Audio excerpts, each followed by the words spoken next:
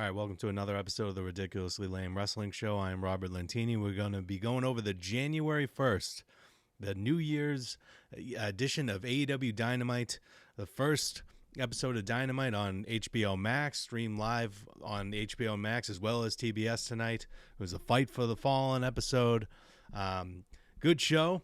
Some ridiculous moments, but some really, really great moments that I hope they continue to capitalize on. Going to start off the show a little differently from now on. I'm going to say the moment of the night on this AEW Dynamite was Ricochet's heel turn. We're going to go over that in detail when we get to that. That was excellent. They found, out of all this crap, they actually stumbled upon an incredible character for Ricochet that I did not see coming. I can't wait to talk about that later. But the worst moment of the night was Mercedes Moné's promo. What a dud, accomplished nothing, and we'll get to that later too. But let me know what your favorite moment from this week's Dynamite and your least favorite moment was in the comments section below. But let's go over the show segment by segment, starting with starting with the opening theme. They changed the theme song. It was "I'm So Excited and I Just Can't Hide It." You know that song from the Pointer Sisters? That's like, you know, that 45-year-old song.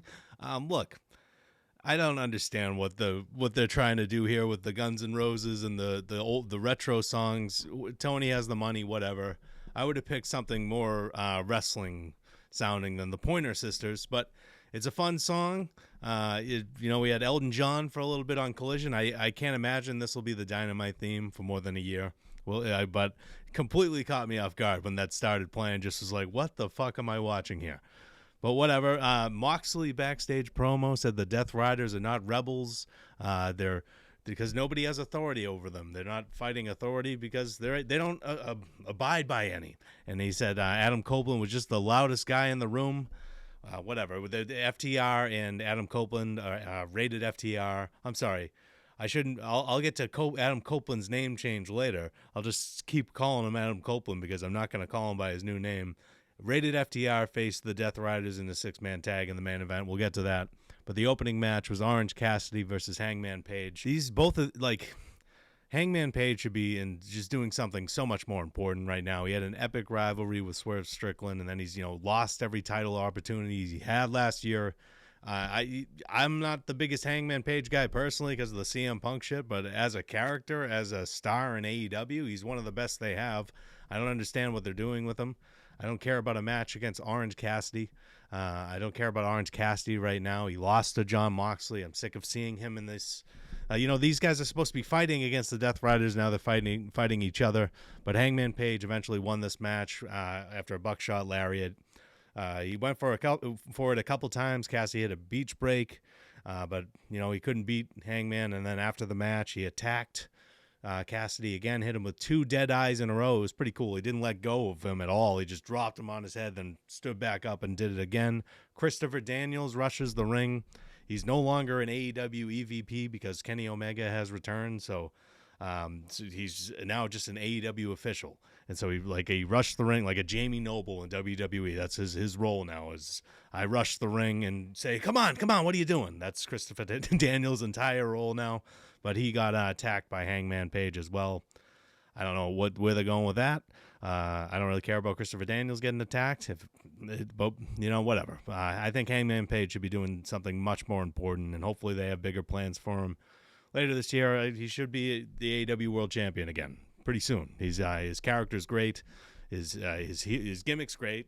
His heel, as a heel, he's great. He's not drinking booze all the time anymore. He's a serious, menacing maniac, and he's great at it. So hopefully they have some kind of big plans for him to be AEW World Champion this year. I think he deserves it. The Acclaimed versus the Hurt Syndicate, Bobby Lashley and Shelton Benjamin. MVP was on commentary in what looked like a gaming chair on commentary. He was great on commentary for this match. Bobby Lashley and Shelton Benjamin were dominant. Anthony Bowens and Max Caster are teasing a breakup here, or maybe they already did tonight. Bowens refused to tag in. He thought Max Caster hit him on purpose on Collision. I didn't catch it. They didn't show a video of it. They just had a promo, so I don't know what they were talking about. But they're breaking up, it seems, because Bowens refused to tag in, and then Shelton Benjamin beat the shit out of Max Caster, and then Bobby Lashley tagged in for a spear, and then a choke slam, and then the Hurt Lock for the submission victory, and that was that. Hurt Syndicate are being made to look like stars.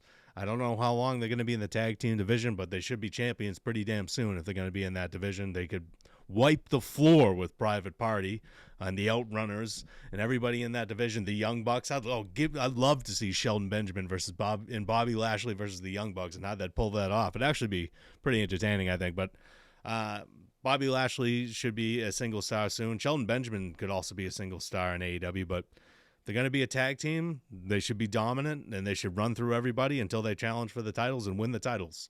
There's no way the Hurt Syndicate shouldn't be able to defeat, Top Flight or Leo Rush and Action Andretti.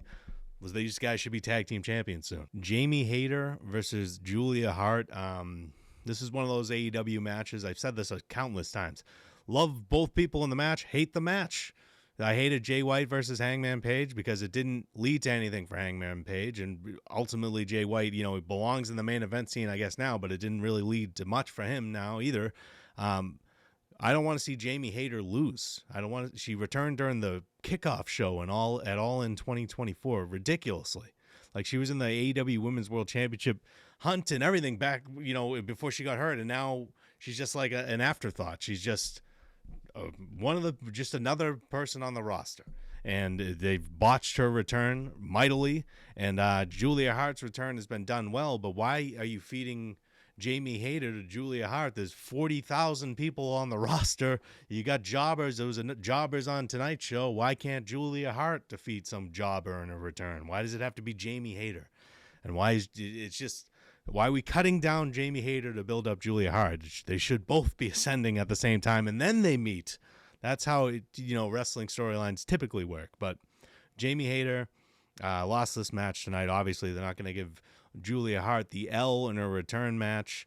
The presentation for Julia Hart is great. I think she had ring rust tonight or something, but because this match sucked. I don't know. I'm not going to sugarcoat it. It was just a terrible match. It was just slow. But it ended with the Julia Hart spit mist in Hayter's eyes. So we'll see what they got planned for Julia Hart. I hope they have something planned for Jamie Hayter. I've just been bummed out by how they booked Jamie Hayter, but at least maybe they have something special for Julia Hart, who is also very talented. There was a Kenny Omega vignette. He returned at World's End to confront Okada after he won the Continental Classic tournament, and they had a stare down in front of the All in Texas logo. I just, he was not here tonight, so he's going to be on Dynamite next week. There was a graphic that'll be on Dynamite next week. It's your first episode on HBO Max. You're going to get a bunch of new viewers, presumably. You'd think you'd want to hook them and have Omega on the show, I guess, teasing it for next week. Sure, but I didn't feel like they approached this show like all guns, blazing, like the Acclaim versus the Hurt Syndicate, And then they had a squash match later tonight we'll get to. I just wasn't thrilled with this show overall tonight. It had some entertaining moments, but this was a lull here with the Acclaimed, Jamie Hayter versus Julia Hart, and then this I thought was the worst part of the show. But before I get to that, actually, Okada responded to Omega's vignette and said, he's beaten him countless times, how many times he has to face him, and said, stay out of my business, and called him a bitch. So that's his catchphrase, is calling people a bitch. Millions upon millions of dollars for Okada to call people a bitch. It's entertaining, but he's not the face of AEW. He hasn't justified that giant contract to me yet, but I mean, what the hell do I care about Tony Khan's money? I just want the guy to book these stars better. I know how great Okada is. We got a glimpse of that in the finals of the Continental Classic against Ospreay. It was phenomenal. But Omega versus Okada should be great. I just wish they were both in the ring to cut a promo tonight. We're fine waiting for next week. I'm just thinking business-wise, like more viewers are coming in tonight because it's your debut on HBO Max. People who normally don't watch might see that logo and say, what the hell is AEW? I'll check it out. And they're sitting there watching, Orange Cassidy versus Hangman Page fumble around. I just wasn't a fan of the approach. But the worst part of the show was TBS champion Mercedes Moné's promo. She came to the ring to promote her match at a New Japan event, and she's talking about winning another title for another company. Nothing at all to do with AEW. This is AEW Dynamite. You don't see Omos coming on Raw and cutting promos about his appearance at Pro Wrestling Noah on January 1st, earlier today. You don't see that happening. Why is Mercedes Moné talking about other companies? Let's talk about what's going on in AEW. It was a useless promo. This is a championship celebration. I don't know what the hell it was. It was just her with a champagne glass talking about how great she was, rolled a video package about her accomplishments this year, and then left. We didn't get anyone confronting her. It was lame. It was the worst part of the show. It was a total waste of time. It was 5 minutes that I'll never get back. Thankfully, it was salvaged quickly after by the greatest part of the show tonight. The best part of the show, bar none, was Ricochet. I can't believe I'm saying that. He's been the worst part of the show for a while, but he killed it tonight, and he showed up during the three-way match, the triple threat match, determine who gets the number one slot in the gauntlet match next week, and the winner of that gauntlet match faces Jon Moxley for the AEW World Championship at Dynamite, Mayhem, Fireball, whatever the fuck, the Massive Mayhem, whatever the stupid show is called in 2 weeks. It's one of the 48,000, Holiday Bash, one of those ones. It's a beach break. It's something Mayhem. I'll get to it later when I get to my notes, and I wrote it down, but so it's Jay White versus Roderick Strong versus Swerve Strickland. The winner gets the last spot or the first spot in the gauntlet match. Whatever the fuck, they have the advantage in the match next week, whatever that means. This is a fine three-way match, but Swerve Strickland goes outside the ring. He hits a move on top of the barricade, and he hops down and is posing. Ricochet shows up in these serial killer-like glasses and a suit and a pair of golden scissors and just brutally stabs Strickland in the forehead in the middle of the match. Jay White wound up winning. So good for Jay White, but I'm focusing on Ricochet here because this was epic. He just stabbed him in the head in the middle of the match, and then Swerve's bleeding and he's crawling around, and Ricochet standing by the barricade, still not hopping over, just with this sadistic, psychotic stare that he nailed. He absolutely nailed. That's his gimmick. He doesn't need to put a mask on. He doesn't need to do anything else. They found it. He is a madman. He can lose the evil laugh. It's not as obnoxious as the stupid laugh he was doing a couple weeks ago, but it's still a little annoying. I think he could if he's, man a few words, sadistic freak with the glasses, and the vibe that he had tonight worked. So if he can recreate that moving forward, he has something, and they have something. As a diabolical monster psycho heel. And I never thought I'd be saying that about Ricochet, but he got the toilet paper thrown on him at World's End. He's been a laughing stock for like a month now, and it's caused him to lose his mind, and it has worked. In storyline, it's worked. Don't fuck with it. Don't have him try different laughs. Keep it simple. He's an incredible in-ring worker who has snapped, and everybody should be on edge. I love it. Mariah May cut a great promo. The AEW Women's Champion said that she did her job better than any woman alive in 2024. Stated that it was time for the greatest women's division in the world to prove it to her. Claimed that nobody in the division can touch her, but she would love to see them try. So just an open challenge, essentially, to anyone in the division to step up to her. She took a shot at Toni Storm during this too, saying she doesn't even remember who she is. She didn't mention her by name, but it was a reference to Toni Storm. Her match against Thunder Rosa at World's End was fine, but it was just indicative of just like a lazy slap together. Here's a Tijuana street fight. I don't care about this feud. You didn't do enough on Dynamite. So we'll see who Mariah May faces next. I've moderately enjoyed her title reign. I want to see her again with Toni Storm, but this was a good promo.